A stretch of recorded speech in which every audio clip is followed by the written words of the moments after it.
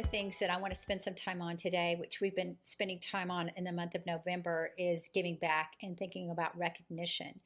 And my understanding is you are you're president of the Recognition Professional International Association, which, how do you recognize employees in a way that speak to them? So I want to hear about that and how that came about in your role as you are Senior Director of Talent and how you oversee um, engagement and recognition. Yeah.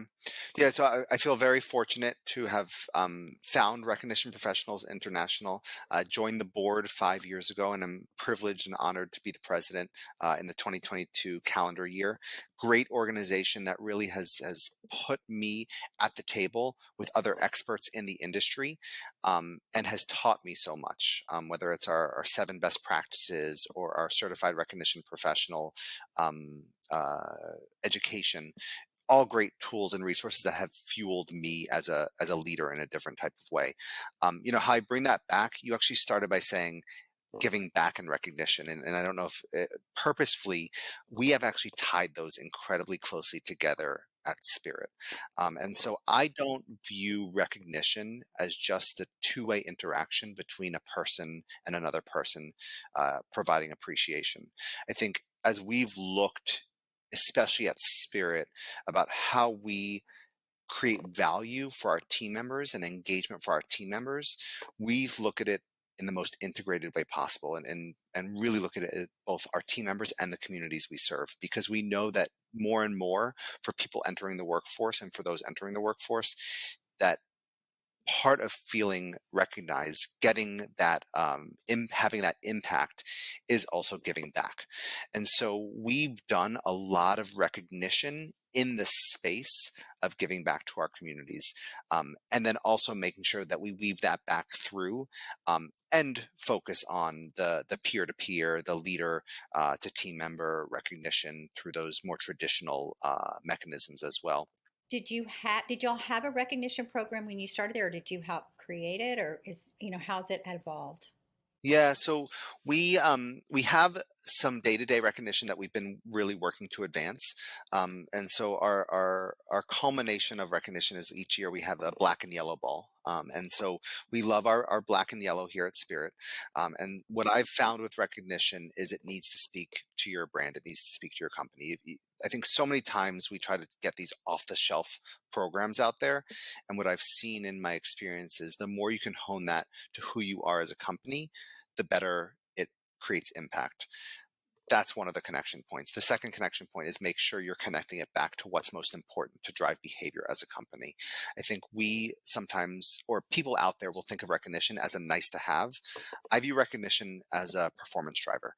And so you're recognizing people publicly, you're recognizing people to them, you're saying, please do that behavior again. And so we've anchored that into what's most important for us. And so whether it's our values of safety, service, savvy, and style, we recognize those behaviors on a day-to-day basis. Whether it's recognizing the leadership behaviors that we have and how we ensure that we model and create greater leadership across this organization. To your earlier question, a lot of this was in place when I joined Spirit, and we've really been bringing it to the next level.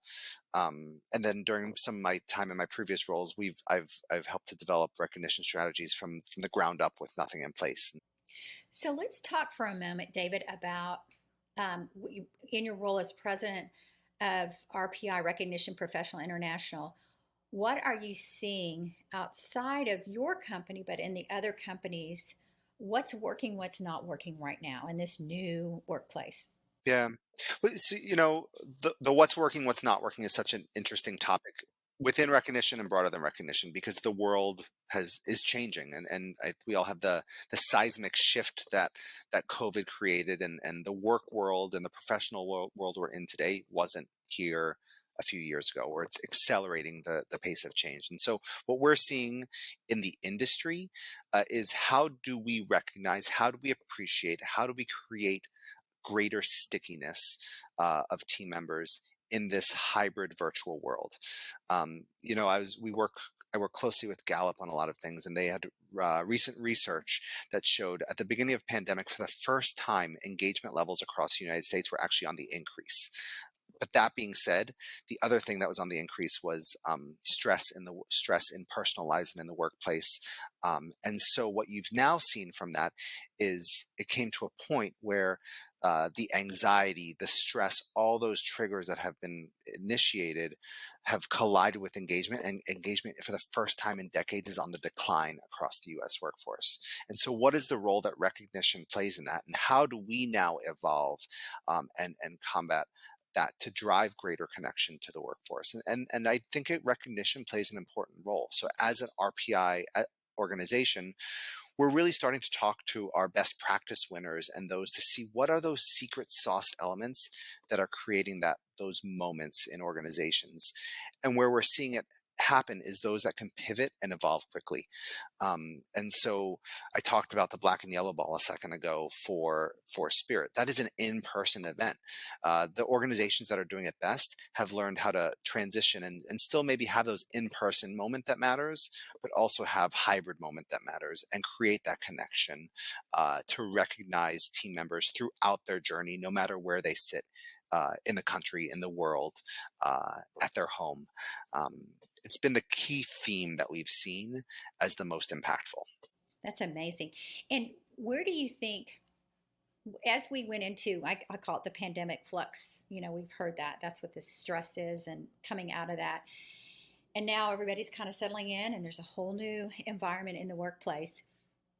What do you think, as I use my futuristic to talk about this, what do you think if you're a leader, whether you're in airline industry like you are and other industries, what do you think is the first thing that leaders should do as they're thinking about building or pivoting in the recognition program? What do they need to be thinking about first? Yeah. So it goes back to how you design a really thoughtful recognition strategy. And so your recognition strategy, listening is key. I think so many times as HR professionals or as leaders in the organization, we think we know what the right approach is. And we are only one viewpoint.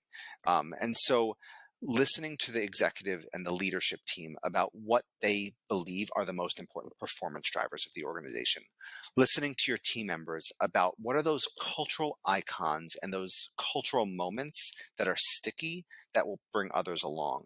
And then listening and understanding what the market out there is to understand what people want from a overall kind of economics perspective, bringing those into a multi-year strategy that's really thoughtful about how you drive purposeful performance improvement through recognition.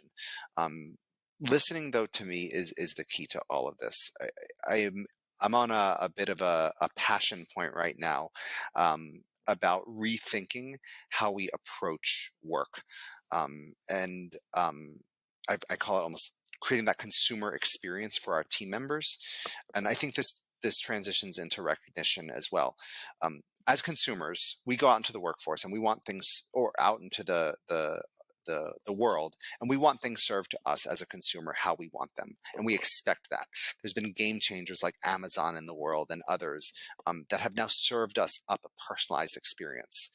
And then we come into the workforce, and as HR leaders and HR practitioners, we give you the one recognition program that we deliver and the one performance management program that we deliver, and it's not customized, it's not individualized. And so how do we expect team members to connect with us as organizations if we're not delivering them the experience they're used to in their day-to-day lives? And so I take that into the recognition world, and we haven't solved it all yet, but how do you create a more personalized recognition experience?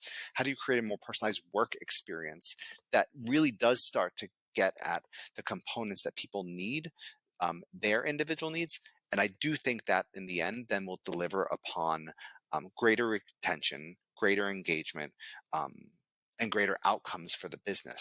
I haven't found the company. I don't want to say that it's not out there. This is the way it was.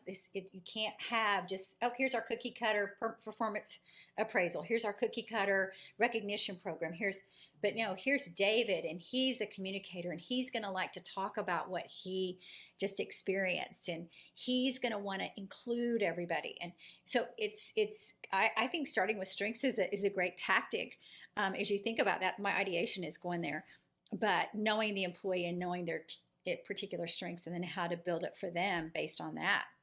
It's what I love most about strengths, honestly. I think strengths can be so underutilized in so many people's thought processes, because we talk about diversity a lot as well. And I think we're trained to look at diversity of gender and ethnicity and groups. But if we look at diversity in strengths and diversity, doesn't that get the ultimate diversity on teams? And naturally, would we bring together other diverse aspects, because your strengths are part of your makeup, they're part of your DNA of who you are. But it's your life journeys that have built up to be that. And so if we can lead with strengths, not only can we find the most diverse teams, but we could also then, to your point, start to customize and create a personalized experience that's unique to what your needs are. And it gets at that consumer experience in your work world in a whole different way.